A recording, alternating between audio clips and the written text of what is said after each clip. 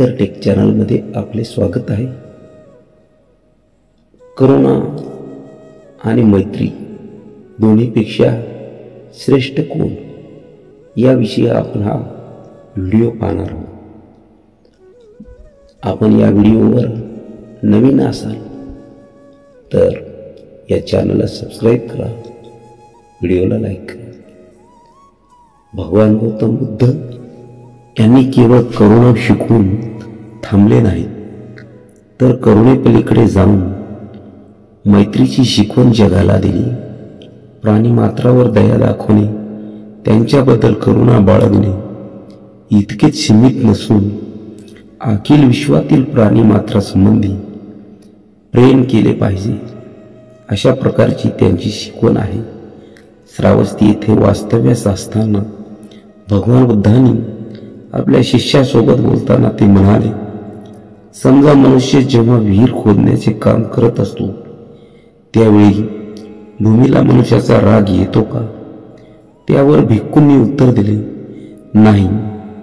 तथागत नंतर त्यांनी पुन्हा विचारले, समजा एखादा मनुष्य लाख आणि रंग हातात घेऊन हवेत चित्र काढण्यासाठी प्रयत्न करत असेल तर तो चित्र रंगवू शकेल का? त्यावर भिक्खूने उत्तर दिले, नाही तथागत. तेव्हा तथागतांनी विचारले, का नाही चित्र रंगवू शकणार? तेव्हा भिक्खूने सांगितले की हवेत असे काळे घालत नाही ज्यावर रंग भरता येतील, त्यामुळे ते शक्य नाही. तथागतांनी पुन्हा प्रश्न केला, एखाद्या मनुष्याने आपल्या हाती पेटती मशाल घेऊन गंगेला आग लावण्यासाठी निघाला तर त्याला आग लावता येईल का? तेव्हा भिक्षूंनी उत्तर दिले, नाही, त्या गंगेला आग लावता येणार नाही. तेव्हा गंगेच्या पाण्यात ज्वालाग्राही पदार्थ नसल्यामुळे गंगेला आग लावू शकणार नाही. तथागतांनी आपले प्रवचन संपत असताना म्हणाले, हे भिक्खूंनो, मैत्री ही सतत आणि अपत्य वाहत राहिली पाहिजे. आपले मन पृथ्वीसारखे खंबीर, हवेसारखे विमल आणि गंगेप्रमाणे गंभीर ठेवले पाहिजे. हे तुमचे पवित्र कर्तव्य आहे.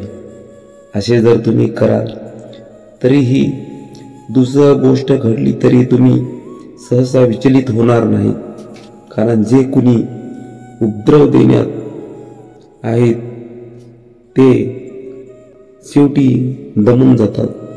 तुमच्या मैत्रीचा परिसर विश्वासारखा अमर्याद असावा.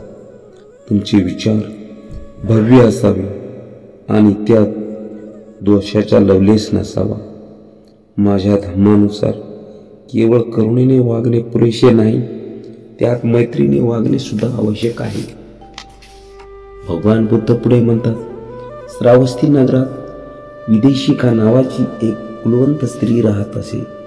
ती सभ्यता, लीनता आणि सौम्यता इत्यादी गुणाबद्दल प्रसिद्ध होती. तिची एक मोलकरीण होती. तिचे नाव होते काली. अत्यंत चालाक, सकाळी लवकर उठणारी आणि प्रत्येक कामात तरबेज अशी तिची ख्याती होती.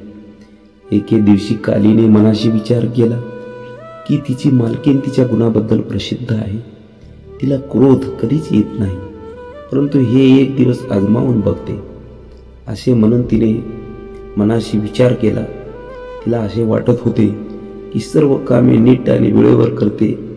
कदाचित त्यामुळे मालकीण माझ्याशी कधी रागावलेली नसेल, हे तिने आजमावण्याचे मनाशी ठरविले. एके दिवशी कालीने उशिरा उठण्याचे ठरविले. त्याप्रमाणे ती उशिरा उठली. मालकीण विदिशा तिला विचारले, का ग काली, आज तू उशिरा उठली? त्यावर तिने उत्तर दिले, मालकीण, त्यात काय आहे?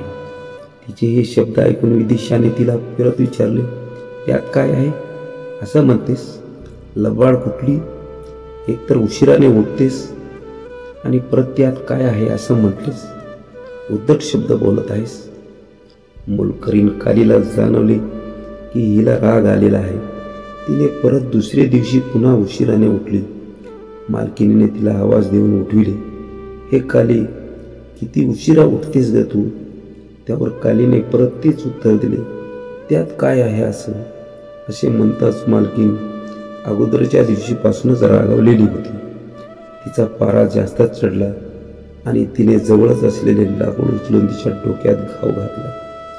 त्यामुळे कालीच्या डोक्यात मार लागल्यामुळे डोक्यातून बळबळा रक्त वाहत होते. तिने मोठमोठ्याने ओरडायला सुरुवात केली आणि शेजारी लोक जमा झाले.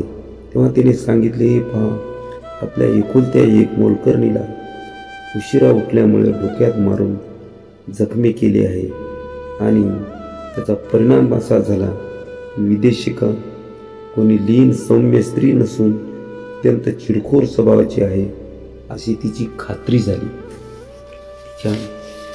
त्याप्रमाणे चीड आणण्यासारखे कुणीही काहीही बोलले तरी भिक्खू सौम्य सभ्य आणि लीन असायला पाहिजे. जेव्हा चीड येण्यासारखे शब्द बोलले जातात तेव्हा त्या ठिकाणी मैत्रीभाव आहे किंवा नाही याची खात्री पडते. हे भिक्खूंनो, मैत्री म्हणजेच अंतःकरणाची स्वतंत्रता. सर्व पुण्यकृत्यांना स्वतःमध्ये सामावून घेऊन चमकते आणि प्रकाशते, प्रज्वलित होते. जसा वर्षा अखेरीस सूर्य आकाशात स्वच्छ निरभ्र उगवून सर्व किलमिश नाहीसे करतो, त्याप्रमाणे मैत्रीची भावना आपल्या पुण्यकृत्यांना सामावून घेते आणि ती चमकते, प्रकाशते, प्रज्वलित होते. मैत्रीच्या प्रकाशाने सभोवतालचा परिसर उजळून निघतो, प्रज्वलित होतो. तिचे मैत्रीचे महत्त्व भगवंताने अशा प्रकारे विशद केले आहे. श्रद्धावान श्रोतेहो, आपण हा व्हिडिओ शेवटपर्यंत श्रवण केला त्याबद्दल आपला आभारी आहे. धन्यवाद. जय भीम.